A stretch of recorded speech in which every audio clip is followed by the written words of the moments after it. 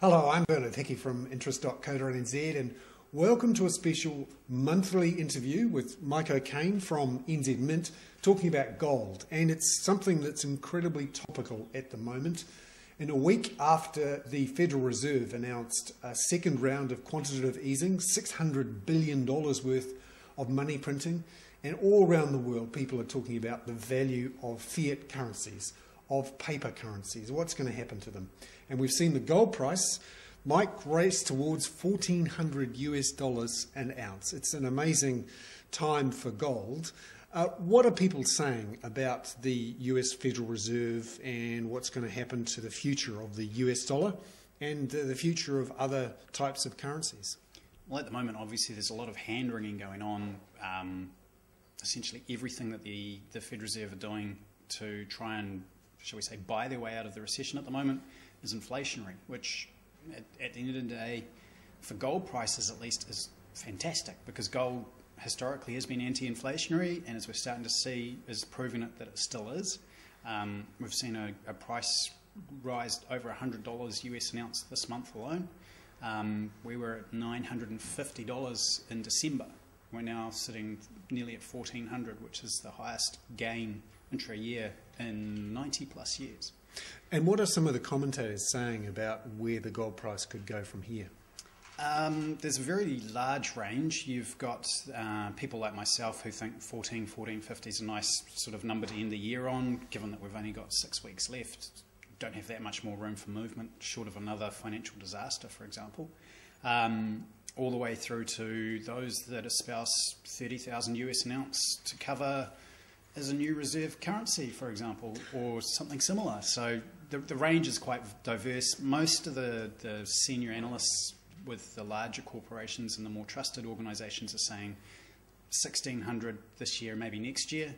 From there, probably 2,000, 3,000 is a long-term goal. Now, a lot of the thinking around quantitative easing too and the devaluation of the world's reserve currency is that there will have to be some sort of replacement for the Bretton Woods Agreement. Just to go back, 1944, at the end of the Second World War, people were looking for something to replace the gold standard and the currency systems that we had at that stage. And the Bretton Woods Agreement essentially said the US dollar is the reserve currency. Yep. Now the Fed is looking to print the US dollar like mad. People are going, what are we going to have to replace Bretton Woods? And what are you seeing out there in terms of what people are saying about Bretton Woods and what might replace it? Well, a little bit of history to go with that. Back in 1971, Nixon announced that the gold standard backing the US dollar defunct, had enough of it.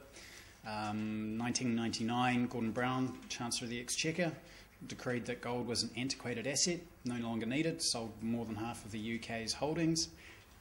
10 years on from that, we've more than quadrupled the price of gold because it's now starting to be seen as the reserve asset of choice, shall we say.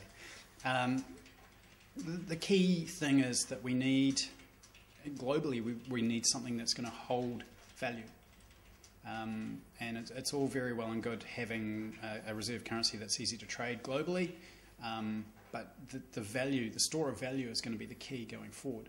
Gold is a store of value. That's all its role is in life. It has other things, jewellery, dental work, for example, and nanotechnology and medical, things like that. It does have an industrial side, but its primary role is as a store of value.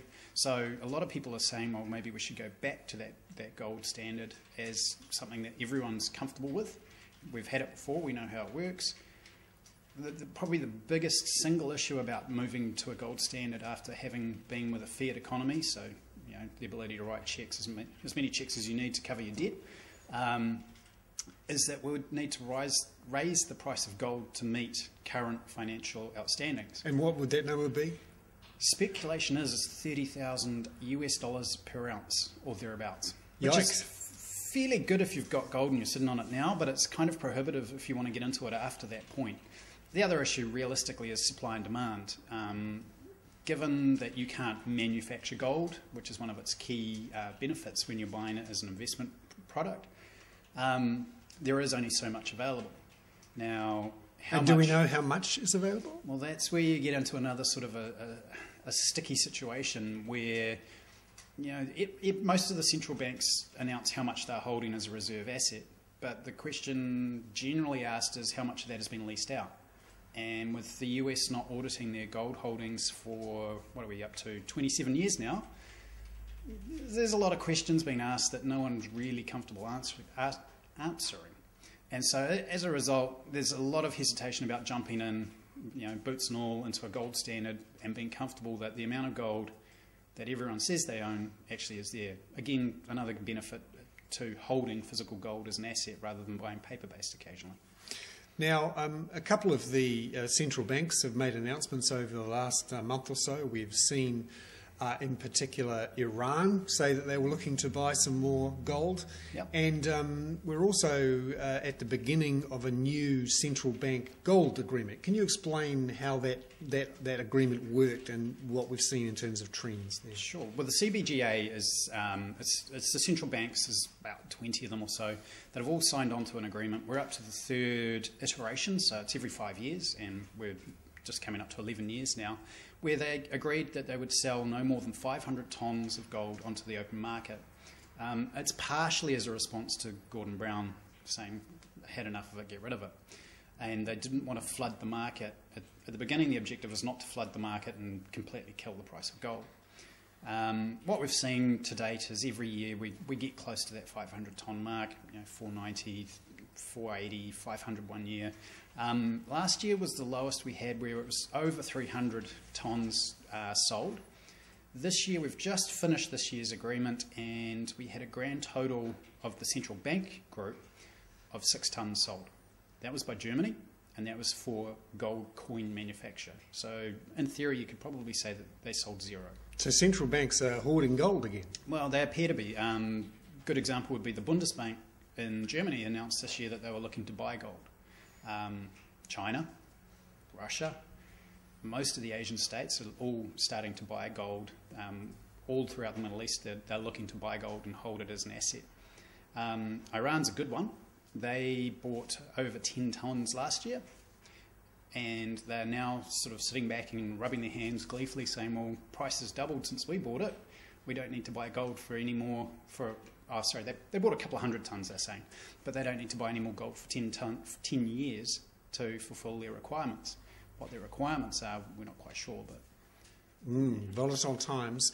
And looking at the central bank arena and what's happening with currencies, we've got the G20 meeting later this week where people will be talking again about what might replace Bretton Woods. Do you think they'll come up with any sort of proposal or solution? Because as you say, a return to a gold standard is a long way off. It's really, that would be a pretty radical step. But maybe some sort of move to a basket of currencies or some sort of schedule to move people off the US dollar as a reserve currency. What do you think might come out of the G20? Probably initially a lot of finger pointing, and mainly at America. But yeah, generally the more sensible options are quite literally a basket of currencies, maybe even a basket of commodities, just to offset that.